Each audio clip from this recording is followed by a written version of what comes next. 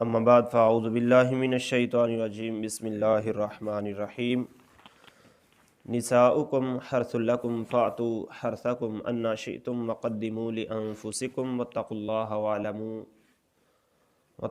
واعلموا انکم ملاقو وبشر المؤمنین صدق اللہ العظیم وصدق رسولہ النبی الکریم الامین۔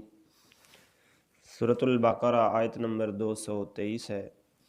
اللہ تعالیٰ فرماتے ہیں تمہاری عورتیں تمہارے لیے کھیتیاں ہیں، تو آؤ اپنی کھیتیوں میں جس طرح چاہو، اور اپنے بلے کا کام پہلے کرو، اور اللہ سے ڈرتے رہو، اور جان رکھو کہ تمہیں اس سے ملنا ہے، اور خوشخبری ہے مومنوں کے لیے۔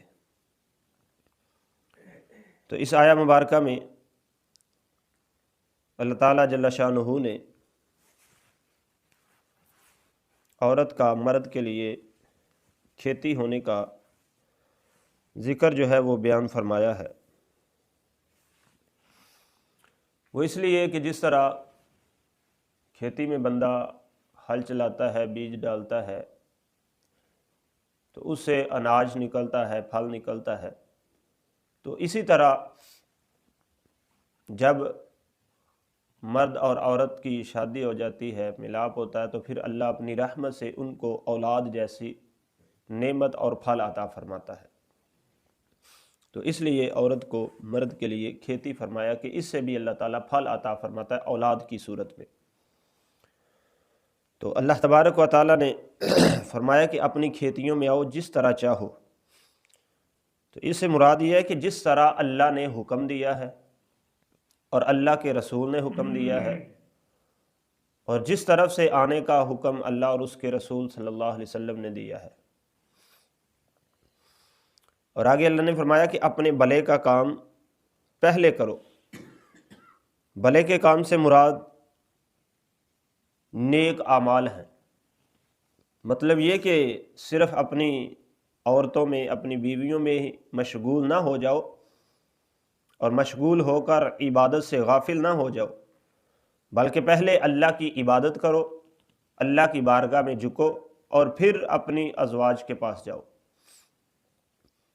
تو جو پہلے اللہ کا ذکر کرے، اللہ تبارک و تعالیٰ کی یاد کرے، تو فرماتے ہیں کہ اللہ تبارک و تعالیٰ اس کو اولاد بھی نیک عطا فرمائیں گے۔ یا یہ مطلب کہ جب اپنی عورت کے پاس جانے لگو تو پہلے بسم اللہ شریف پڑھ لو، کیونکہ جس بھی کام کے شروع میں بسم اللہ شریف پڑھ لی جائے تو اللہ تبارک و تعالیٰ اس کام کو شیطان سے محفوظ فرما لیتے ہیں۔ تو جب بندہ اپنی گھر والی کے پاس جائے گا تو اس سے پہلے بسم اللہ پڑھ لے، تو اس میں جانے کی وجہ سے اللہ اس کو جو اولاد عطا فرمائے گا وہ اولاد شیطان سے محفوظ رہے گی۔ شیطان کا اس پر داؤ چلنے کے بہت کم چانس ہوں گے۔ تو اس لیے اللہ تبارک و تعالیٰ نے فرمایا کہ پہلے اللہ کا ذکر کرو۔ اس سے مراد بسم اللہ شریف بھی ہو سکتی ہے یا دیگر عبادات بھی ہو سکتی ہیں۔ اور آگے اللہ نے فرمایا واتقوا اللہ واعلموا انکم ملاقو وبشر المؤمنین، اور اللہ سے ڈرتے رہو اور جان رکھو کہ تمہیں اس سے ملنا ہے۔ تو اللہ تبارک و تعالیٰ نے بعد میں اپنے سے ڈرنے کا حکم ارشاد فرمایا کہ یہ نہ سمجھو کہ ہم دنیا میں جو مرضی کرتے رہیں، ہمیں کوئی پوچھنے والا نہیں، ہمیں کوئی پکڑنے والا نہیں، بلکہ اللہ نے فرمایا کہ جان رکھو کہ تمہیں مجھ سے ملنا ہے۔ ایک دن تو میری بارگاہ میں آنا ہی آنا ہے۔ دنیا میں رہتے ہوئے کتنا کہاں تک بھاگ لوگے، لیکن آخر مرنے کے بعد میرے سامنے پیش ہونا ہی ہونا ہے۔ تو جو نیک اعمال کرے گا اس کے لیے تو رب نے فرمایا وبشر المؤمنین، اور ایمان والوں کے لیے خوشخبری ہے۔ تو ایمان والا وہی ہے جو کلمہ پڑھنے کے بعد نیک اعمال کرے۔ تو ایمان تب ہی کامل ہوتا ہے، یہ نہیں کہ صرف کلمہ پڑھ لیا اور خود کو ایمان والا کہنا شروع کر دیا اور نیک اعمال کی طرف آئی کوئی نہ۔ تو ایسا ایمان اللہ اور اس کے رسول کی بارگاہ میں مقبول نہیں ہے۔ ایمان وہی مقبول ہے جو کلمہ پڑھنے کے بعد جس چیز کا اللہ اور اس کے رسول نے حکم دیا ان کی پابندی کرنے کی بھی کوشش کرے۔ ہاں انسان ہے، غلطی کا پتلا ہے، خطا ہو جاتی ہے، لیکن اپنی طرف سے ہمیشہ یہی کوشش کرتا رہے جتنا ہو سکے اپنے رب کو راضی کرنے کی، عبادت و ریاضت کی طرف آنے کی۔ تو اللہ اپنے نبی کا صدقہ ہمیں اپنی اور اپنے پیارے محبوب کی اطاعت کرنے کی توفیق عطا فرمائے، 5 وقتہ نماز با جماعت ادا کرنے کی توفیق عطا فرمائے۔